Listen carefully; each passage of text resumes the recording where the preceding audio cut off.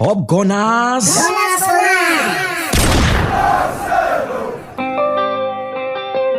Eberechi Eze to Arsenal, that's the headline. Well over £67.5 million, a straight hijack from under Spurs' nose, and honestly it's one of the smoothest transfer deals I've seen Arsenal pull in years. We didn't just stumble into it, nah.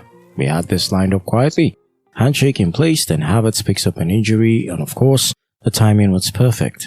Execution was ruthless.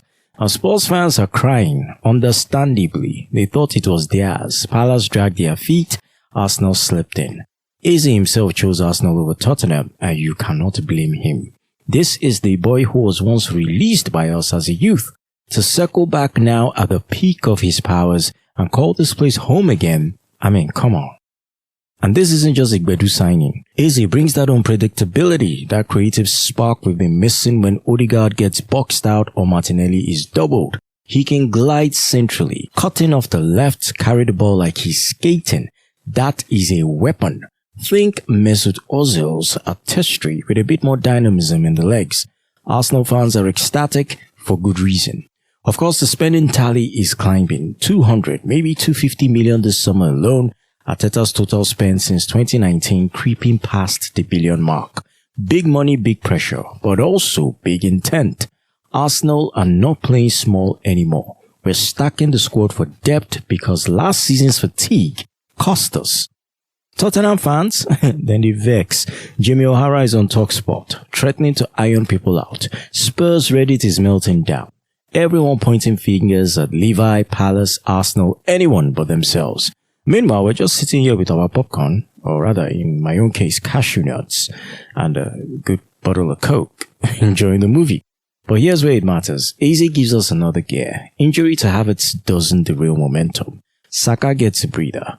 Odegaard gets support, Martinelli gets competition, and Gyökeres should thrive with another creative partner feeding him. So yeah, call it a coup, call it a hijack, call it revenge for years of Spurs nicking our targets, whatever.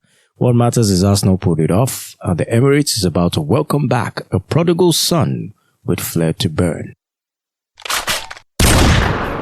Leeds at the Emirates this weekend, and I'll be honest, this one feels like Arsenal's game to lose. History is on our side, 42 unbeaten at home against newly promoted sides.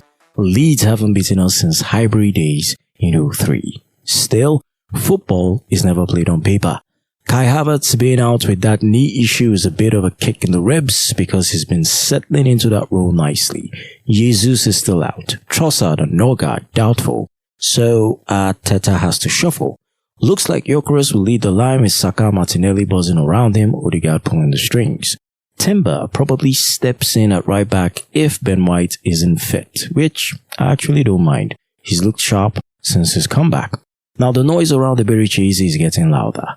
The move from Palace seems imminent, but I doubt we'll see him in red this weekend. Arteta won't rush him either. He'll want him properly bled into the system. But just imagine, Saka on one wing, Martinelli on the other, Eze floating in that half space, Odegaard orchestrating.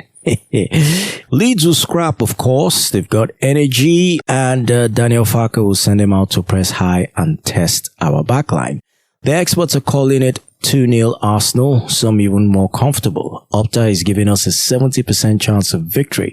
But again, that's numbers. What matters is focus. Too many times last season, we made these games harder than they had to be. Saturday is about ruthlessness. Get the job done early. Keep the crowd roaring. And remind the league that last week's win at Old Trafford wasn't a one-off. Bottom line, no slip-ups.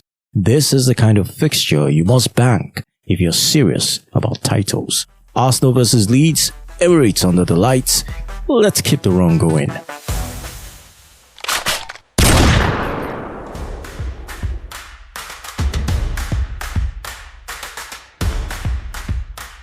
Arsenal and Coca-Cola, that's the new headline. 2-year deal with an option for a third. Official soft drinks partner of the club. Prime is out, Coke is in, and honestly, it feels like a step back into tradition. You see, Coke is not just a drink, it's a global brand stamped in football history. You don't have to explain it to anyone in Lagos or in London. Everybody knows Coke. What's interesting here is the timing. Coke just renewed their Premier League partnership. 3 years as the league's official soft drink sponsor. So Arsenal swooping into that wider strategy makes sense. We're not just another badge in a bottle. We're now part of the Premier League push. And that means promotions, giveaways, match day activations. Expect Coke bottles with Arsenal branding, probably some stadium pouring rights too.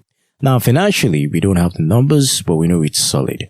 Coke does not do small. Add that to Guinness, Chivas, Lavazza, Athletic Brewing. We're building quite the drinks cabinet of commercial partners. Arsenal's commercial team is cooking, and Coke is the latest spice in the pot. For fans, it's not about whether you drink it or not.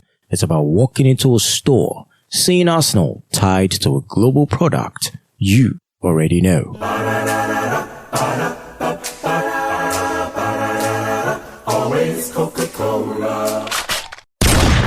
That's a wrap for today's episode of Up Gunners, and I hope you enjoyed delving into the world of Arsenal Football Club with me, Tony Doe. Don't forget to subscribe to stay up to date with all future episodes. If you have any thoughts, questions, or suggestions, feel free to reach out to me at upgunnerspodcast@gmail.com. upgunnerspodcast@gmail.com. I'm active on Twitter as well at upgunnersng, active on Facebook at upgunnersng. We're also on Instagram at upgunnersng. Until next time, keep the gunner spirit alive, and remember, Up Gunners!